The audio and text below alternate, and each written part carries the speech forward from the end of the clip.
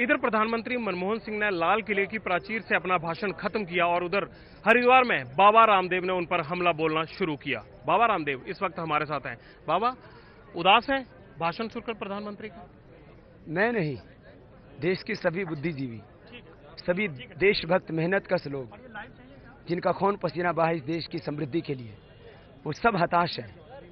वो इसलिए कि देश का प्रधानमंत्री जिसमें न कोई जोश है, न कोई जुनून है, न कोई भविष्य का बहुत बड़ा सपना, बस एक जैसे कोई वेंटिलेटर पर जी रहा हो कोई प्रधानमंत्री, यंत्रवत भाषण दे जाते हैं।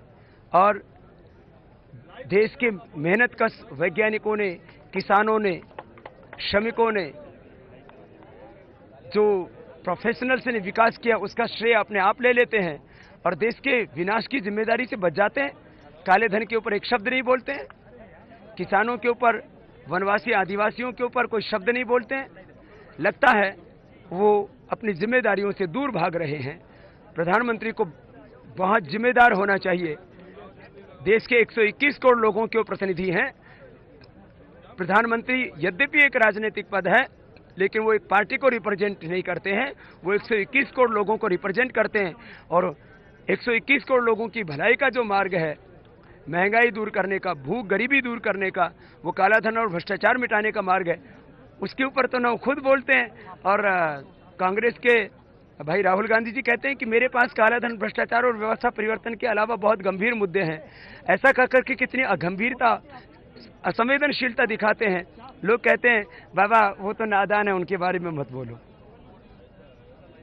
बाबा, उन्होंने तो कहा कि शिक्षा हो, चाहे निर्माण हो, चाहे वो सेहत सेवाएं हो, चाहे वो उन्होंने कहा बैंक प्रणाली हो, चाहे वो हमारी सेना, उन्होंने कहा हर मुद्दे पर विकास हुआ है। सिर्फ एक महंगाई को उन्होंने कहा कम करने के उपाय चल रहे हैं।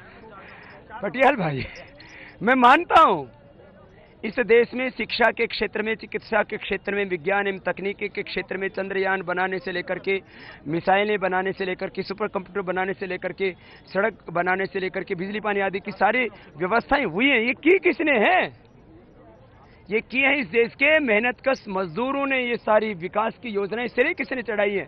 देश का विकास किया वैज्ञानिकों ने, श्रमिकों ने, जो है कर्मचारी अधिकारियों ने, और देश का विकास किया प्रोफेशनल्स ने।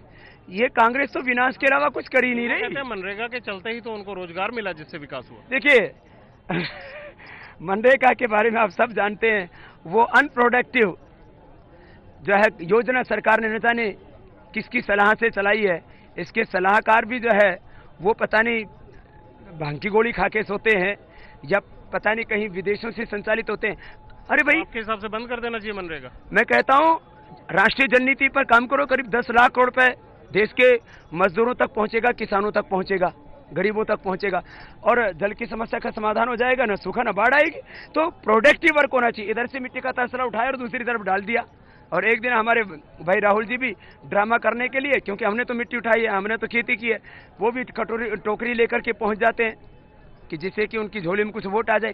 तो ये जो नीतियां हैं सरकार की और नियत है, जो आर्थिक नीतियां हैं या विकास की नीतियां हैं, वो मात्र 1% लोगों को लाभ पहुंचाने के लिए हैं, गरीबों को गरीब अधिक बनाने के लिए हैं। मैं तो कह रहा हूं बार बार, इस देश के किसानों को, श्रमिकों को, दलितों को, वाल्मीकियों को, वनवासी आदिवासियों को, मुसलमानों को यदि किसी ने गरीब बना के रखा हुआ है तो कांग्रेस पार्टी है, जिससे उसका वोट बैंक बना रहे और उनको बस रोजी रोटी के लिए खाना मिलता रहे। और वो लोग सोचते हैं कि देखो हमारी कितनी हितैषी है। अरे इस देश में इतनी समृद्धि है, इस देश में से लूट को खत्म कर दो, लूटा हुआ हक वापस दे दो, तो हिंदुस्तान में प्रत्येक व्यक्ति के पास में हजारों करोड़, जो है हजारों नहीं, लाखों नहीं, करोड़ों रुपए हो। आपने कहा जिस तरह से कि कांग्रेस के संस्कार नहीं छोड़ पाए हैं प्रणब मुखर्जी, आपको ऐसा क्यों लगता है? कल उन्होंने आपके बारे में ये कह दिया कि आप जैसे आंदोलनों से जो है वो अराजकता और अशांति फैलती है। इसलिए मैं कह रहा हूँ कि आप नाराज हो गए उनके इस बयान से। वो जो है संविधान के सर्वोच्च पद पर है, संवैधानिक सर्वोच्च संस्था के पद पर रह करके ये कह करके कि आंदोलन और अनशन करना, कहते हैं हाँ ये मौलिक अधिकार है, लेकिन इससे अराजकता शांति कैसे फैलती है? हमने कब फैलाई भाई? हमने लोकतांत्रिक संस्थाओं को निशाना नहीं बनाया, कमजोर नहीं बनाया। इस कांग्रेस ने लोकतांत्रिक संस्थाओं को कमजोर बनाया है, अपनी कठपुतलियों को वहां पर बैठाया है। इसलिए मतलब वो ऐसा लग रहा है जैसे कांग्रेस के द्वारा लिखा हुआ बयान पढ़ रहे हैं।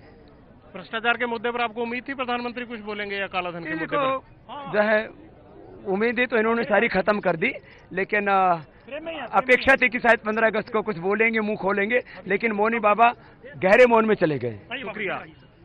ये थे बाबा रामदेव, कह रहे हैं कि मौनी बाबा की तरह बिहेव करते हैं प्रधानमंत्री, और उन्होंने कहा कि प्रणब मुखर्जी कांग्रेस के पुराने संस्कार छोड़ नहीं पा रहे हैं। प्रधानमंत्री मनमोहन सिंह को ही नहीं बल्कि राष्ट्रपति प्रणब मुखर्जी को भी बाबा ने आड़े हाथों लिया। बाबा को लगता है कि जो उम्मीद जनता उनसे करती थी, जो प्रधानमंत्री से उम्मीद करती थी, जो राष्ट्रपति से उम्मीद करती थी, वैसी बयानबाजी आने की बजाय वो व्यक्ति विशेष पर टिप्पणियां करने लगे हैं। और विकास की बात तो प्रधानमंत्री करते हैं, लेकिन वो ये नहीं कहते कभी कि आखिरकार काले धन और भ्रष्टाचार के मुद्दे पर उनकी सरकार ने अब तक क्या किया है। कैमरामैन राजेंद्र सिंह के साथ जगविंदर पटियाल, एबीपी न्यूज, हरिद्वार।